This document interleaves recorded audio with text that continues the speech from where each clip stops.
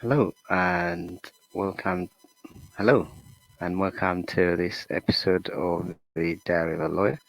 And today, I just want to touch on an issue that is global in nature, and that is the increasing housing expropriation of usually long-standing residents from their homes.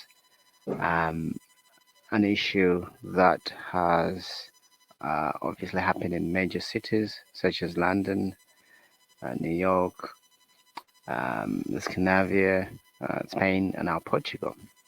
And that's the corporatization of housing, where often opaque developers with financiers make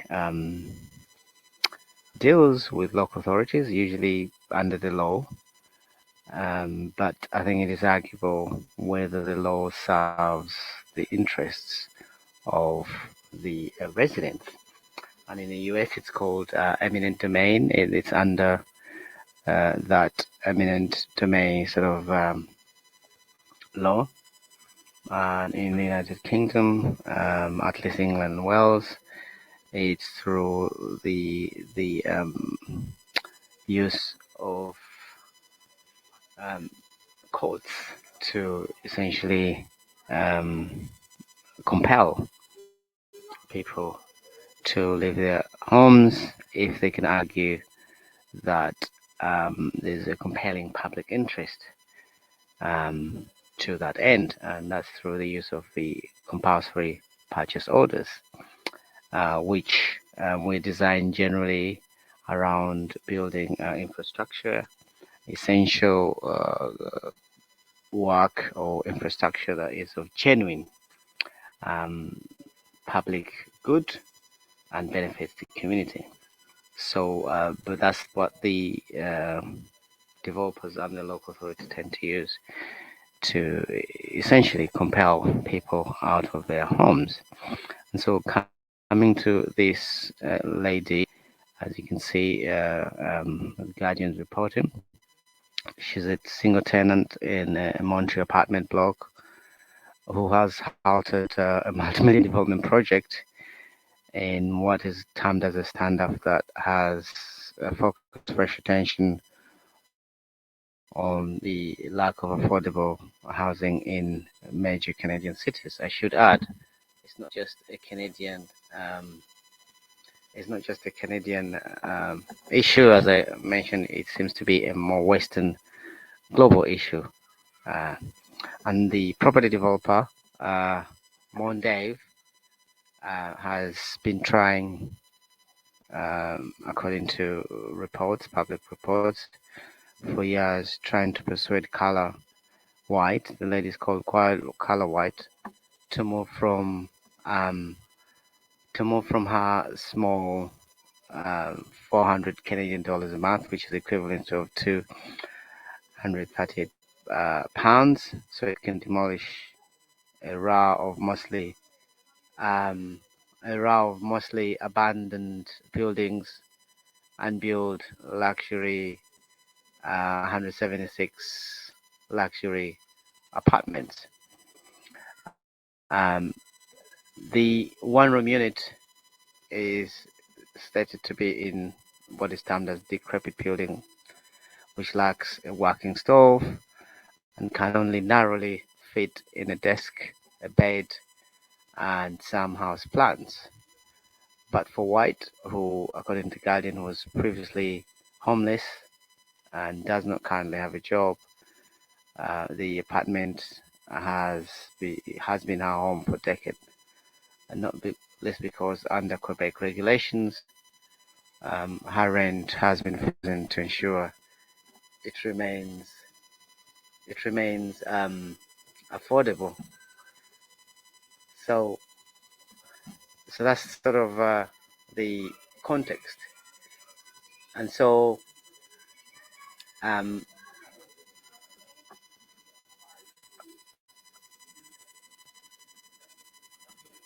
but it's been stated that she's not just trying to save the building, She knows it needs to be renovated, but she just wants somewhere safe and affordable to live, says her lawyer, Manuel Johnson, according to the Observer.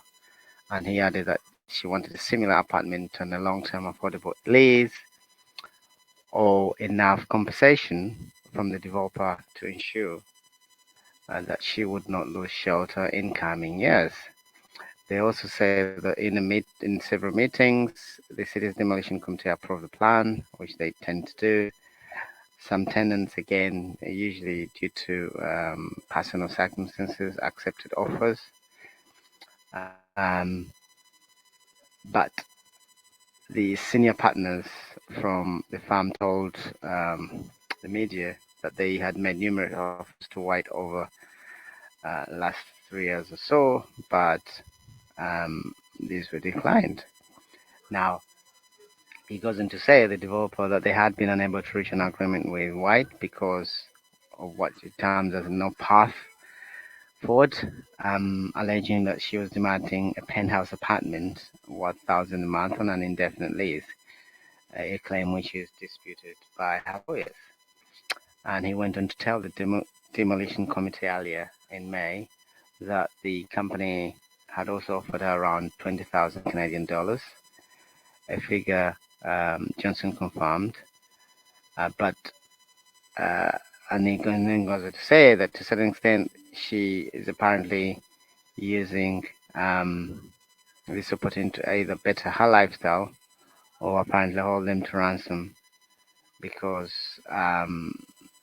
apparently she's been requesting way beyond the norm. But but she contends that the end amount offered by the developer would only cover a year or so for rent. And he adds that even if they took the $20,000 rent, sort of compensation, it would just go into the pocket of another landlord, which is not unusual. It tends to be the case.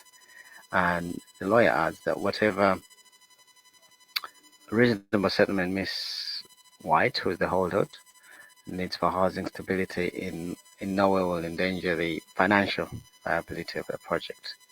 And adding that they don't have any cash flow problems and they're going to be making millions of dollars on the development. And so, whilst this loan renter, so-called, is standing up to one of Montreal's kind of largest developers, but he also captured the, according to public records, the first residents who see a city in which affordable housing is quickly disappearing, often to make way for costlier development projects, which dispossess, displace, and disenfranchise long-standing local communities, and they tend to be replaced by a different demographic, which is transitional in nature and sometimes doesn't have stake in the society. And usually, for example, in a city like London or New York, the folks who live in these places, they're often displaced,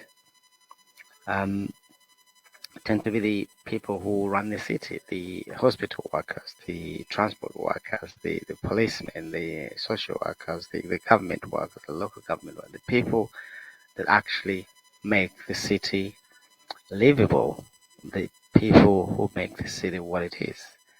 And so this is a very interesting development. There was a similar case in the US, which went all the way to